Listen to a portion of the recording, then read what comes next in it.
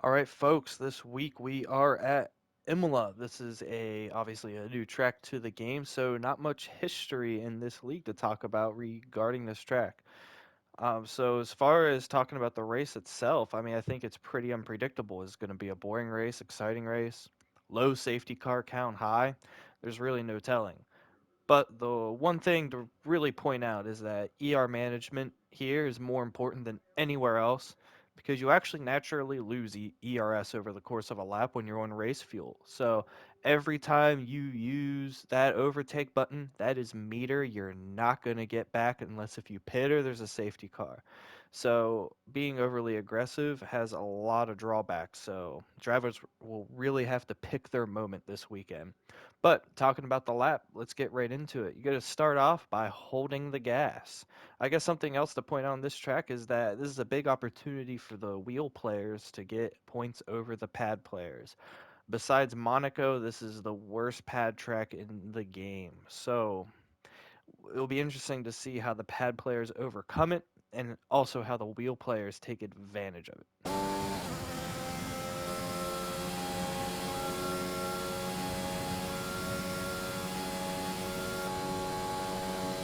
All right, first set, pretty easy. One and two, break right on recommended line. And the key, not just through this corner, but through the whole lap, is to not hit the sausage curves. I think on this lap, on the turn one here, I actually do slightly clip the inside sausage curb, but it's very risky to do. So on race pace, that's not something we're going to be seeing drivers do. And if we do it, it will probably end in them spinning. Mark my words on that. You think we saw spinners in Japan? Whew. I think we're going to see possibly even double that here on this track.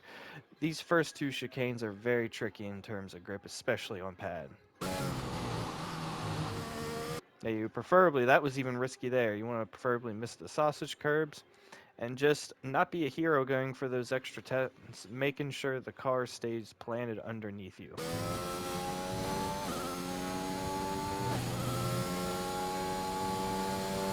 All right, we didn't talk about that left kink because it's nice and easy through there as long as you did the first chicane well.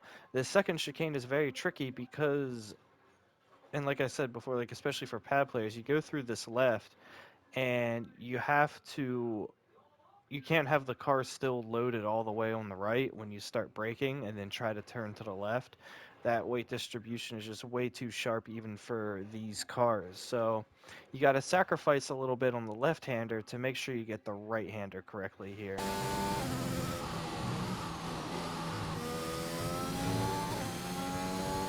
Yeah, you can actually, if your grip is good and you don't send it too hard through the left, you can actually carry more speed than you would expect through the right-hander. But if we see drivers overextending, like I said, trying to be a hero for those couple extra tenths, maybe taking that left-hander more aggressively, they're just going to suffer once they get to that right-hander. Smooth is fast here at this track, especially on race pace. And speaking about smooth is fast, this corner, it's one of those corners that once you get the turn-in point down, it's a pretty straightforward corner, even though it kind of has a weird angle to it. It's also uphill on the exit, which actually helps with the grip. Just once you see yourself get the third gear on the exit, you can be pretty aggressive getting onto the throttle, and you can be aggressive on the throttle even on the exit curve. But yeah, this corner is about putting those reps in and getting the timing of the turning point down. Other than that, in terms of the braking and getting on the throttle on the exit, it's actually a pretty easy corner.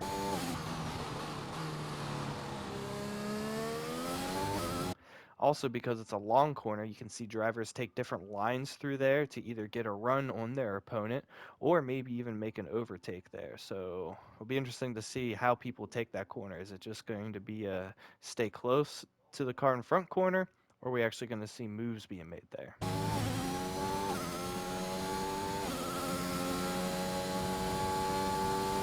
All right, fast left-hander here. I don't want to fast forward. um, Same thing as the other corners. You want to take inside curb, but avoid the sausages. You also want to be careful in the exit. Obviously, like all the other corners, you want to get the full throttle as quickly as possible in the exit. But the exit of this corner actually comes up on you quick. You know, the corner actually does sharpen a little bit on the exit after you've already gone back to full throttle.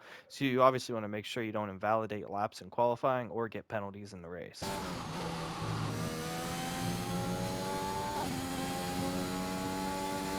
Don't even really need to talk about the first right-hander, it's full throttle.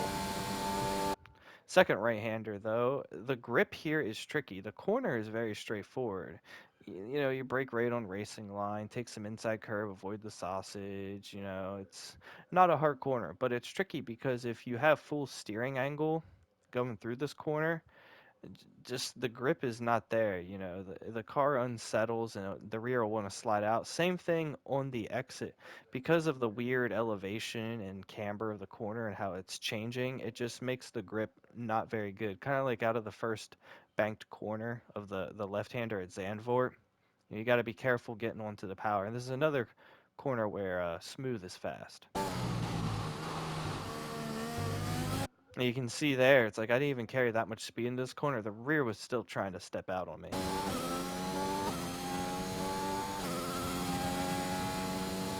All right, into the final chicane, and honestly, I had a hard time learning this one. It's a weird one.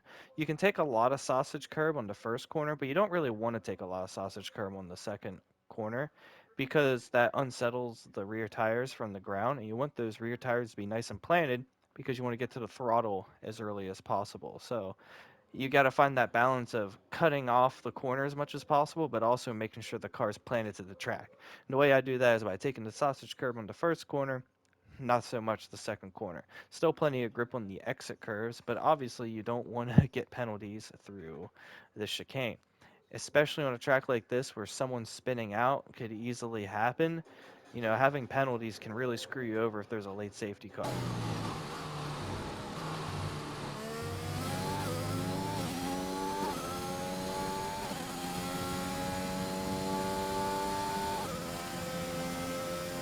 And the final set of corners. This one, you'll feel like you can brake later than the game recommends, but you don't want to because it's a downhill braking zone. And as much as you can really take a lot of exit curb, if you do so too much, you'll have a hard time optimizing the second corner, which is more important because the long straight comes after it. So you can still take a decent amount of inside curb on this one. There's no sausage on the inside, so you can abuse that. You just want to make sure you, like, on a lot of other corners on this track, it seems that corners are in sets of two here. You don't want to over commit to the one and screw up the second one, which has the straight coming up after it. And speaking of the second corner, here we are. Just a touch of the brake, take the inside curb, smooth on the throttle on the exit. Don't want to be too aggressive because wheel spin is slower than maybe getting to the throttle a little bit slower, but not having wheel spin. Like I said, smooth is fast, and you want to not only end this lap strong, but get a strong start to the next one. This will probably be, I'm sorry, where most of the overtakes that we see are going to happen down the straightaway. So that's just emphasizes how important this corner is going to be. And also, like I said, ERS. This would be the best place to use it on the exit, but at the same time, any meter you use during the race, you're not going to be getting back. So it'll be interesting to see how drivers manage that.